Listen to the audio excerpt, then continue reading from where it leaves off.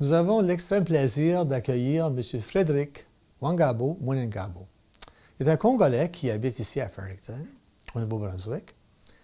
Il est accepté de venir nous entretenir sur des sujets fort intéressants concernant son pays, la République démocratique du Congo.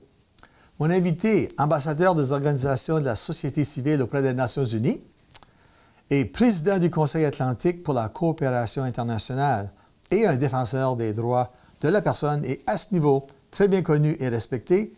Donc, souhaitons la bienvenue à M. Frédéric Wangabo Mwenengabo. Merci. Pour l'entrevue de l'année. Hein? Ça va être l'entrevue de l'année. Parce que, assis sur votre chaise électrique, ça peut devenir comme un débat. Hein? Oui. Ça fait bienvenue. Merci beaucoup, monsieur le journaliste. Merci. Ouais. Donc, en premier lieu, j'aimerais vous demander, comment vous vous gardez tellement en forme, tellement en santé? Bon, d'abord, je suis un homme spirituel. Je prie beaucoup. Oui. Je fais beaucoup de méditation. Je fais beaucoup d'exercices physiques. Mais en plus, il y a une situation qui m'affecte et qui affecte tout Congolais vivant au Congo ou tout Congolais vivant à l'extérieur du Congo, mais qui ont de familles en République démocratique du Congo. Oui. Et cette situation, ce sont les guerres qui sont un peu partout dans le pays. Il y a génocide sur l'étendue de la République que la communauté internationale ne veut pas regarder, ne veut pas voir et atténuer. Par exemple, dans la région de Beni, dans la région de Minembwe, à Calais, pour ne pas citer beaucoup de régions. Mais il y a aussi la pauvreté partout. Il y a des tueries partout, l'insécurité, il y a la famine, il y a manque de soins de santé. Donc, les Congolais souffrent et cela nous affecte et ça m'affecte particulièrement et personnellement. Oui. Donc, je suis en bonne santé, mais quelque part, je ne me sens pas aussi bien. Je suis affecté par la situation en République démocratique du Congo. Ça concernerait n'importe quel résident d'un pays de voir son peuple être affecté de cette façon. Puis de garder son sang-froid, puis de pouvoir penser à des solutions. Hein? Ça serait peut-être l'idéal, mais je vous comprends. Mais quand même, vous gardez en bonne santé, puis vous quand même gardez le sourire, qui est quand même beau. Merci. Puis c'est beau ici au Canada, vous savez, c'est votre pays d'accueil. Puis il y a peut-être quelque chose que le Canada peut faire. Hein? Ça fait, on va peut-être regarder à cette situation-là. Oui. Ici, depuis très longtemps, vous êtes connu pour votre long plaidoyer pour la paix. Hein? Ouais. Ça fait la démocratie, l'état des droits dans votre pays d'origine, en République démocratique du Congo. Récemment, en décembre 2018, la RDC a tenu des élections générales et vous avez un nouveau gouvernement issu d'une coalition entre le président sortant, M. Joseph Kabila, et le président entrant, M. Félix Tshisekedi. Enfin, n'avez-vous pas l'impression de voir des résultats encourageants suite à vos ardus travaux de plaidoyer? Oui, monsieur le journaliste, nous avons, moi-même personnellement, j'ai déjà fait des travaux pour promouvoir la démocratie, défendre le développement au pays. Mais je ne pense pas que les élections, les soi-disant élections qu'on a eues en 2018, en décembre 2018, je ne pense pas que ça fait un changement en République démocratique du Congo parce qu'aujourd'hui, le pays, il n'y a rien qui a changé. Nous avons une marionnette, le Tshisekedi là dont vous parlez, c'est une marionnette de Joseph Kabila. Donc c'est Joseph Kabila, le dictateur, la personne qui a supervisé les tueries de millions de Congolais, qui est toujours au pouvoir. Et vous savez, le Parlement, le président du Parlement, il vient du parti de Joseph Kabila, le Premier ministre vient du parti de Kabila, le Sénat est contrôlé par Kabila et les secteurs comme Gécamine, là où le poumon de l'économie du pays pour le minerai, tout ça c'est c'est entre les mains de Kabila. Le gouverneur dans 2 régions et dans 2 provinces, c'est toujours Kabila. Les mairies des villes, c'est Kabila. Donc pour nous, il n'y a rien qui a changé. Non. Et nous devons travailler d'arrache-pied pour changer cette situation et pour amener une nouvelle aube dans la République. Je vous comprends. Il semble que vous avez parlé beaucoup de M. Joseph Kabila, mais vous n'avez pas parlé de l'influence d'un président entrant qui est Tshisekedi. Vous n'avez pas parlé de son influence parce que présentement, tous les ministres et toute la politique est contrôlée encore par Kabila. Oui, il n'a pas d'influence parce que nous parlons quelque part des élections, mais vous parlez vous-même d'une coalition. C'est-à-dire, là où il y a eu des élections, on ne peut pas faire coalition entre président sortant et entrant. Non. Ce n'est pas une nomination.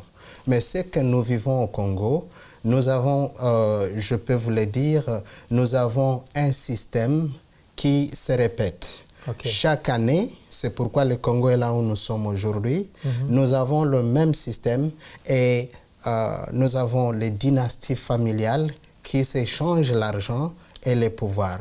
Mais au juste les changements, il n'y a pas aucun changement. Donc, si je pourrais vous demander une question. D'après votre constitution dans la République démocratique du Congo, Ouais.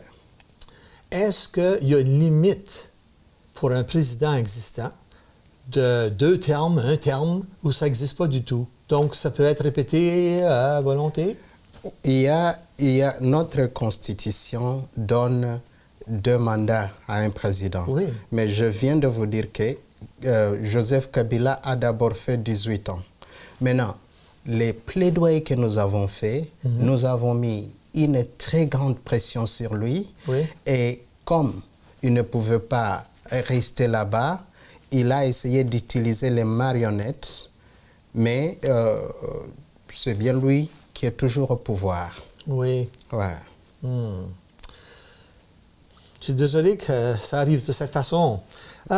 Vous savez, sur un autre point, on a parlé que vous êtes un arrivant, vous êtes une personne qui s'est réfugiée ici au Canada en 2009. Hein? Oui. Puis, c'est votre pays d'accueil, c'est votre résidence à l'instant. Oui. Vous êtes confortable? Oui, je suis très confortable au Canada. En cette saison hivernale, peut-être peut-être connaissez-vous un petit peu certaines chansons pour cette saison ici. Peut-être, est-ce que quelque chose que vous connaissez concernant peut-être notre musique et ainsi de suite qui égaye un peu? Parce qu'on parle d'une situation très difficile et compliquée, n'est-ce pas, du Congo. Oui. Je ne suis pas un chanteur, je ne chante pas bien, mais je peux essayer un peu. Oui, essayez pas. Mon pays n'est pas un pays, c'est l'hiver. Ah, je connais, c'est Gilbert Bécaud. Oui, bien oui. C'est québécois. Oui, vous voyez que je suis très bien intégré au Canada. Vous n'avez pas l'hiver chez vous, c'est bien. Ouais. Ça fait, en effet... Il y a beaucoup de choses, il y a beaucoup de gens qui connaissent vos bonnes œuvres ici. Hein? Ouais. Puis votre passion concernant qu'est-ce qui se passe dans votre pays. Ouais. Puis il y a des gens aussi qui vous tiennent en haute estime, incluant moi. Ouais. Parce que je vous ai connu pour quelques années. Ça fait, est-ce que votre travail ne serait pas plus efficace ou remarqué dans des postes tels que député, sénateur, pourquoi pas même maire de Fredericton? Merci pour cette estimation, merci pour ce respect, cet amour que vous me donnez. Et je peux prendre cette opportunité, saisir cette opportunité pour remercier tous les Canadiens. Je pense que mon histoire ne serait pas nulle part réelle dans un autre pays que le Canada. Je pense que tout ce que je suis, je le dois à mes 2 mères patries, la République démocratique du Congo, mais aussi à ma mère patrie, la République, le Canada. Et pour dire que je peux devenir maire de la ville de Fredericton ou sénateur au Canada ou membre du Parlement, Oui. c'est un honneur pour moi. Mais il y a beaucoup de façons pour moi de contribuer à la société canadienne. Oui. Par exemple, j'ai commencé un programme de santé mentale il y a au moins 5 ans déjà. Et ce programme, c'est pour les enfants vulnérables, les nouveaux arrivants, les enfants de Première Nation, le francophone et tout ça. Et c'est partout dans la communauté. C'est un bon exemple. Oui. La fois passée, j'ai commencé un programme de multiculturalisme et d'éducation civique dans toutes les provinces de l'Atlantique. Oui. Et ça, c'est financé par le gouvernement fédéral. Oui. Mais aussi, en plus, par exemple, le Canada cherche un siège permanent aux Nations Unies. Oui. Et je suis aux Nations Unies comme ambassadeur. Oui. Je vais ajouter mon plaidoyer pour que le Canada ait ce siège aux Nations Unies. Okay. C'est juste pour vous dire que je peux contribuer beaucoup au Canada sans être sénateur, sans être membre du Parlement ou sans être maire de la ville. Mais aussi les contributions que je fais au Congo, c'est pour aussi développer les valeurs que le Canada défend. Ah, OK. Merci pour ça. Je vais vous dire que on ne connaît pas tout ce que notre monsieur Mwenengabo a fait dans sa vie. Mais assurez-vous, il a fait beaucoup de choses. En arrière-plan, en travaillant en arrière-plan, on peut créer des choses, comme vous l'avez mentionné. Oui, bien sûr. Ce sont des choses honorables qui aident les gens d'ici. Ouais. Oui. Pouvez-vous me dire un petit peu concernant eCare? Bon, eCare, c'est tout ce programme-là dont je vous ai parlé. Ça passe aussi par l'organisation, à travers l'organisation eCare.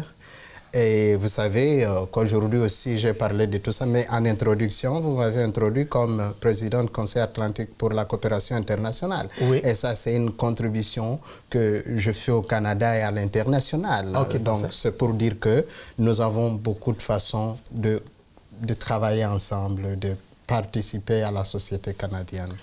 Monsieur Mwenengabo, je vous pose une question, comme une réflexion. Ouais. OK. Pensez aux Canadiens, aux Américains, même les Français. Puis pensez pourquoi le Congo les intéresserait. Pourquoi vos revendications, votre plaidoyer les intéresserait. Comment vous les embarquez? Comment vous les embarquez dans une histoire qui est très, comment je dirais, sensible? Oui, je vais vous répondre comme ça. Je vais vous dire que la situation du Congo, je vais répondre à votre question, je vais vous donner 3 sortes de sous-réponses sur votre question. Okay. Premièrement, le Congo est important au Canada, aux États-Unis et aux autres États du monde économiquement. Économiquement, OK, parfait. Deuxième catégorie, il y a la paix, sécurité et aussi développement. Et troisième point, il y a l'humanitaire. Je vais expliquer. Économie, pourquoi? Vous voyez, vous avez un téléphone cellulaire. Oui. OK, je vais vous dire que 60-70% du coltan de votre téléphone, ça origine du Congo. Et ça, c'est partout. Ça, c'est les téléphones utilisés par qui que ce soit au monde. Vos ordinateurs, laptops, c'est la même chose. Okay. Que ce soit les industries de voitures, que ce soit les avions. Nous avons Bombardier ici qui fabrique des avions. Les matières premières, ça prend origine du Congo. Donc, économiquement, le monde a besoin des ressources du Congo. Oui, le monde a besoin des ressources du Congo, mais aussi, je peux vous dire, je pense que vous savez combien de milliards de dollars quand nous vendons les ordinateurs, quand nous vendons les téléphones portables, quand nous vendons les avions, comment ça contribue à notre économie canadienne, à l'économie américaine, mais aussi à l'économie du monde. Mais ça ne contribue pas également à la situation économique du Congo. J'ai lu que 80% du coltan, qu'on appelle aussi cobalt, est acheté par les Chinois. J'ai aussi lu qu'ils retenaient peut-être 2% de la valeur, malgré que la valeur a monté exponentiellement du cobalt ou du coltan. Les problèmes, vous savez pourquoi, et c'est ça les dangers économiquement. Ça représente un danger, ne pas avoir un bon gouvernement au Congo, représente un danger pour l'économie mondiale. Mais ça bénéficie quelques pays, surtout des pays tyrans, mais aussi des pays comme la Chine. Mais je parlais d'économiquement, donc vous comprenez au moins comment économiquement ça vous affecte et comment ça nous affecte. Je parlais du développement, je parlais de la paix et de la sécurité. Par exemple, l'uranium. L'uranium au Congo, nous en avons trop. Nous avons l'uranium que vous ne pouvez pas compter. Je ne sais pas, c'est une catastrophe géologique comme on l'appelle. Et cet uranium-là, si les terroristes pouvaient en posséder, pouvaient en trouver, ils vont se faire de bombes sales. Vous vous souvenez que la bombe qui a bombardé Nagasaki et Hiroshima, c'était fabriqué ceci de l'uranium du Congo dans le programme qu'on a appelé programme ou plan Manhattan. Vous comprenez? Donc imaginez-vous si les terroristes comme Al-Qaïda, les terroristes comme Hezbollah et les autres, s'ils étaient en possession de cet uranium. Et manque de gouvernement au Congo, avec tout le groupe terroriste et le groupe armé que nous avons, et manque d'un système structuré de gouvernement, c'est-à-dire que nous pouvons, il y a un danger sur la paix du monde. Mais pourquoi je parle aussi du développement? Vous pouvez vous imaginer, vous voyez que l'environnement, c'est une priorité pour développer le monde, protéger l'environnement. Et le Congo nous présente avec sa faune et flore les opportunités pour la protection du monde avec sa forêt du Congo. La forêt, oui. La forêt. Le Congo a la deuxième importante forêt du monde après l'Amazonie. Nous avons aussi l'importante rivière après le fleuve Amazonie, en débit. Le Congo est capable de produire de l'électricité qui peut nourrir, qui peut alimenter toute l'Afrique et peut-être l'Europe combinée. Mais aussi de son uranium. Si nous avons un bon gouvernement, au lieu de créer des bombes sales, des armes sales, cet uranium peut créer de l'électricité pour contribuer au bien-être du monde. Et ça aussi, ça va protéger l'environnement. Mais si je vais aussi à l'humanitaire, le Canada, nous avons deux valeurs. Le valeur démocratique, le valeur de promouvoir la paix. Et l'Amérique aussi, nous avons le valeur des droits humains, le valeur de la protection, et nous avons ce devoir de le faire. Maintenant, qu'est-ce que ça nous dit? Si nous trouvons 12 millions de morts au Congo depuis 1996 jusqu'à maintenant, et nous avons des millions de femmes, au moins 48 femmes violées par heure, et nous avons génocide un peu partout à Beni et dans d'autres régions comme je l'ai mentionné. Vous ne trouvez pas ça que c'est important pour que le Canada puisse nous aider? C'est important que la France puisse nous aider, les États-Unis et tout le monde. Je pense que c'est très important et ça va dans nos intérêts, nous, comme pays, de pouvoir travailler avec les Congolais pour les aider. Le Congo a été envahi beaucoup de fois et je n'ai pas vu le Canada venir aux Nations Unies et demander des sanctions contre les gouvernements étrangers qui ont envahi le Congo. Mais il est faux. Et voilà, c'est à notre intérêt. Donc, voilà pourquoi tout le monde, Canadien, Américain et Français, devait se mobiliser pour aider la personne congolaise qui a déjà souffert pour des années et des années. Merci pour ces explications. Toutes les choses que vous avez mentionnées, c'est que les nations sont conscientes, mais les Nations unies ne font rien présentement. Donc, il y a des rumeurs selon lesquelles vous avez eu des rencontres avec certains chefs de gouvernement, de nombreuses organisations, afin de solliciter leur aide pour apporter un changement positif dans votre pays d'origine. Est-ce vrai? Je vais d'abord commencer par là où vous me demandiez si les Nations Unies, si moi je sens que les Nations Unies ne font rien. Je n'ai pas dit ça. Je voulais d'abord remercier les Nations Unies et tous les pays impliqués comme le Canada, les États-Unis, la France et tout le monde pour leur aide qu'ils nous apportent au Congo. Mais ce n'est pas suffisant. Non. Malgré cette aide, nous avons 2 millions de personnes qui continuent à mourir. Malgré cette aide, nous n'avons pas stoppé la guerre. Malgré cette aide, nous n'avons pas stoppé les violations de droits humains, le viol de femmes massivement. Nous n'avons pas établi la sécurité. Tous les jours, les gens sont en train de mourir. Et nous n'avons pas aidé les Congolais à trouver un gouvernement fiable. Donc, c'est pour dire que les Nations Unies nous ont aidés, mais on n'est pas encore là. Nous devons faire quelque chose de novatrice. Nous devons prendre des décisions qui sont très importantes et nous devons agir d'une façon importante pour essayer d'aider les Congolais eux-mêmes à se diriger, à se gouverner, mais en collaboration diplomatiquement et tout ça.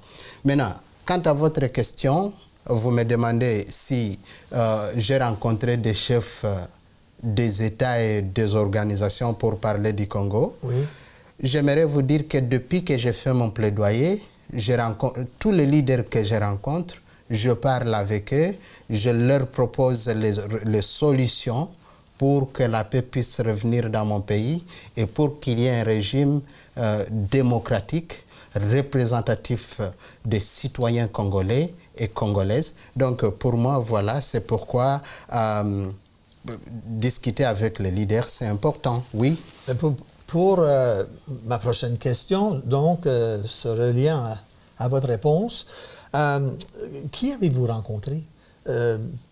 Pour parler de la situation assez précaire de cette situation en République démocratique du Congo. À qui vous avez parlé? Je parlais à beaucoup de leaders, qu'ils soient des leaders religieux, qu'ils soient des leaders, des chefs des États, qu'ils soient des leaders qui ont d'influence quelconque. C'est juste parce que, comme vous le dites, la situation du Congo est très précaire. Il faut des solutions aussi très déterminées et il nous faut que nous soyons déterminés. Il faut que nous y allons et prendre des décisions qui sont vraiment fortes, des décisions qui déterminent le bien-être de tout le monde et la paix, la prospérité du Congo et des Congolais. Donc, vous avez rencontré des chefs d'organisation, vous avez rencontré d'autres gens. On peut nommer Trump des États-Unis, Justin Trudeau du Canada, Zelensky de l'Ukraine peut-être même, Macron de la France ou Poutine de la Russie. Est-ce que vous parlez à ces gens-là?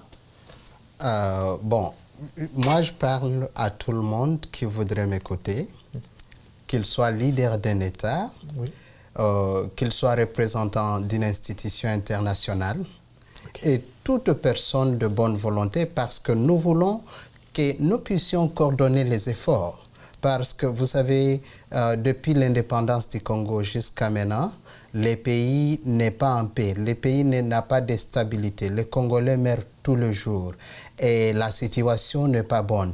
Donc parler à tout le monde, c'est pour dire que nous devons travailler ensemble comme des humains pour nos intérêts, comme je l'ai dit, intérêts économiques, comme je l'ai dit, intérêts humanitaires, je l'ai dit, intérêts développement, environnement, et tous ces leaders, on doit leur montrer que nous représentons le Congo pour le bien-être et la paix, la stabilité du monde. Donc ce n'est pas seulement que nous voulons aider le Congo, mais le Congo aussi peut nous aider. Et ça va nous aider. C'est seulement nous voulons un leadership qui peut nous créer cet environnement et cette opportunité de travailler ensemble et utiliser tout ce que nous avons pour le bien-être de l'humanité et en particulier les Congolais qui ont souffert pendant beaucoup de temps. OK. Ouais. Donc, si je vous demandais une réponse directe, un oui ou un non, avez-vous rencontré, sans diplomatie, sans politique, avez-vous rencontré ces gens dont j'ai parlé? Encore, monsieur le journaliste, je sais que vous y insistez beaucoup. Je dirais que je rencontre tout le monde que je dois, qui est important et nécessaire pour des solutions pour la situation de catastrophe, pour le désastre, pour atténuer le génocide qui se passe en République démocratique du Congo, mais aussi qui peut nous aider à promouvoir la primauté du droit. Donc, en effet, si je comprends bien, est-ce que le poste de président de la République démocratique du Congo vous intéresse? Vous voyez, c'est toujours des questions un peu façonnées là. Oui. Mais vous savez, moi je vous parle d'un pays qui manque de leaders dignes. Oui. Je parle d'un pays qui a été mal gouverné pendant des années et des années. Oui. Et nous avons cette même dynastie de politiciens qui changent de l'argent, le pouvoir entre eux-mêmes, ils se jettent l'éponge toujours, mais au juste, on n'a pas eu de changement. Et pour moi, Oui. je peux dire que j'ai toujours combattu pour primauté de droit. J'ai toujours combattu pour justice. J'ai toujours combattu pour le bien-être du Congo. Et je pense qu'il est très important que nous puissions mettre hors le pouvoir tous ces gens qui ont contribué à notre souffrance et amener un autre gouvernement des jeunes, notre gouvernement congolais, d'ailleurs des Congolais parce qu'il y a des étrangers aussi au pouvoir du Congo. Oui.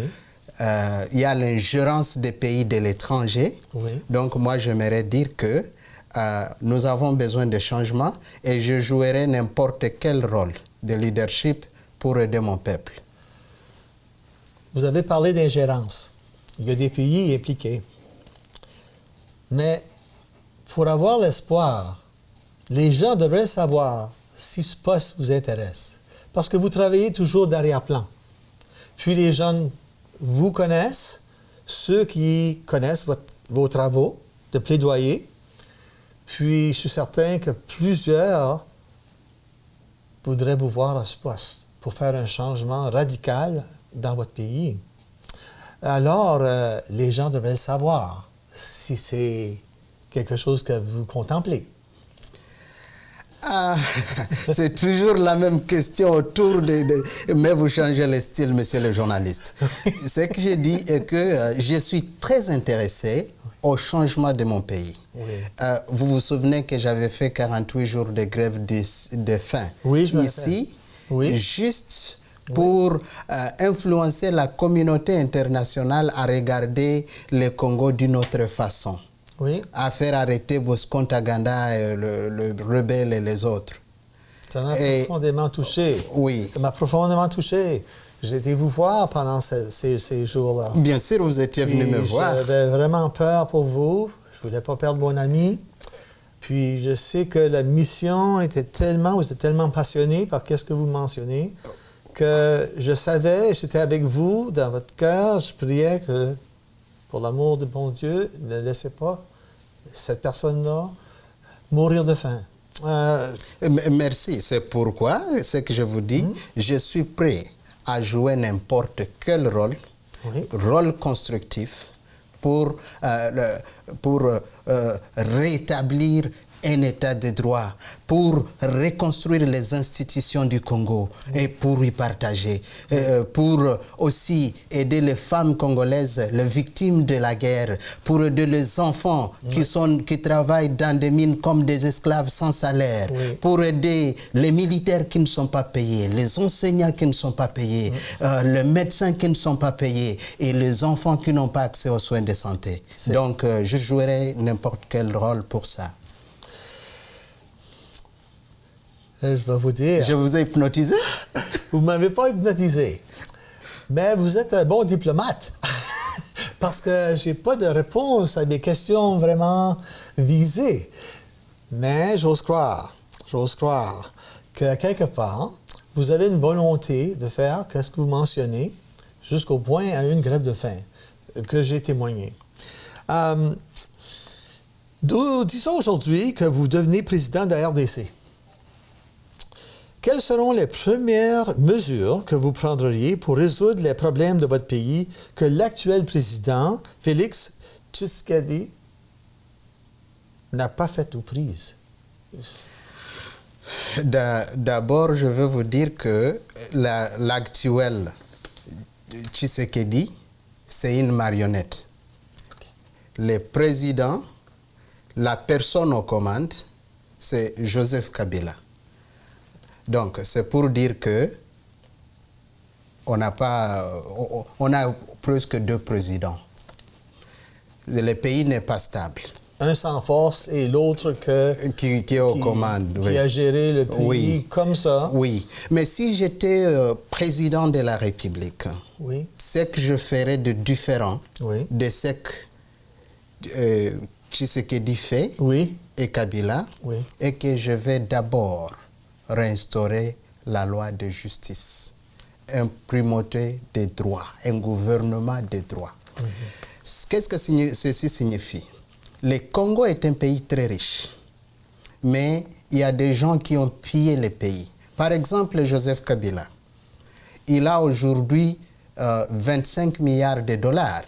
Dans les 18 ans qu'il est au pouvoir, il a accumulé déjà 25 milliards de dollars dans un pays où la grande majorité vit en dessous d'$1.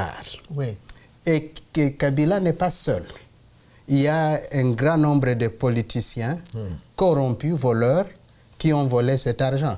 Donc moi, je leur donnerai d'abord tous ceux qui ont volé les biens publics, 48 heures pour retourner les biens publics. Et s'ils ne retournent pas, ils ont les conséquences. Mais nous pouvons essayer de voir comment nous allons travailler pour résoudre si ils ont retourné les biens publics. Il y a les gens qui ont fait les massacres. Quand nous parlons de 12 millions, il y a des personnes qui ont tué. On ne peut pas parler de victimes sans avoir les témoins. Sans avoir les témoins, sans avoir aussi les génocidaires quand on parle de génocide, des tueurs quand on parle de tuerie, quand on parle de viol des enfants, de femmes, de tout ça, on a toujours ces violeurs, n'est-ce pas? Et ne pas mettre l'état de droit, c'est ce que Tshisekedi n'est pas en train de faire, c'est encourager la violence, mais c'est aussi dire que les Congolais ne comptent pas. Donc, pour moi, je vais commencer par la justice. Ça veut dire, je vais aussi créer les services de réconciliation, commission justice et paix, juste pour apporter les communautés ensemble, parce que là où il y a beaucoup de tueries comme ça, les communautés n'ont plus... ils n'ont plus confiance entre eux. Il y a, je vais dire, par exemple, quand nous parlons de guerre, nous parlons plus beaucoup précisément à l'est du Congo, mais ça aussi, ça crée une pauvreté. Ok, je comprends. Donc, comme je l'ai dit, vous trouvez le pourquoi nous devons agir ensemble pour mettre fin à ces catastrophes. Et c'est pourquoi, encore, je retourne dans tout ce que j'ai dit, que nous devons avoir des gens qui sont déterminés au changement, à promouvoir les changements, pas les personnes qui répètent la même chose, par les mêmes personnes qui nous ont fait échouer. C'est comme, pour moi, recycler le même gouvernement que nous avons de Kabila, de Tshisekedi, Vital Kamerhe et tous les autres, même l'opposition comme les Bemba et tout ça, c'est recycler les mêmes problèmes et penser que nous sommes en train d'y apporter des solutions. Et c'est pourquoi le Congo n'a pas encore réussi et c'est pourquoi les contributions des Nations Unies n'ont pas encore contribué, n'ont pas encore fait quelque chose de spécial dans la vie de Congolais. C'est pourquoi il y a toujours des tueries, il y a toujours des violences, il y a toujours génocide dans toutes les régions et consorts. Voilà. Donc, en effet, depuis que Félix Tshisekedi a été élu, il n'y a rien qu'à changer dans un an. C'est seulement le vol. Je peux vous dire, la semaine passée, le directeur de GECAMIN a volé 200 millions de dollars américains dans un pays qui n'a qu'un budget annuel de 4 à 5 milliards de dollars pour 90 millions de personnes. Il y a par exemple le directeur de cabinet qui a volé il y a quelques mois 15 millions. Il y a le président, le soi-disant président, la marionnette là dont je parle. Oui.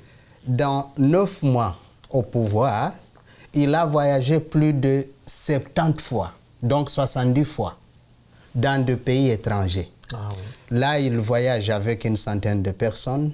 Oui. Ils louent l'avion. Ils sont dans des soutes présidentielles.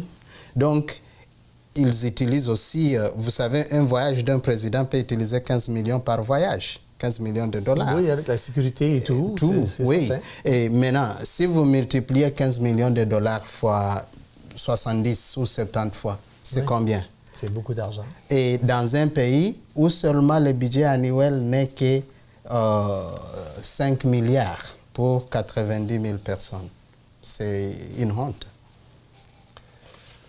Que direz-vous à certaines personnes ou puissances occidentales qui pensent que vous êtes un Lumumba ou que vous pourriez peut-être représenter un danger pour les multinationales qui opèrent en RDC?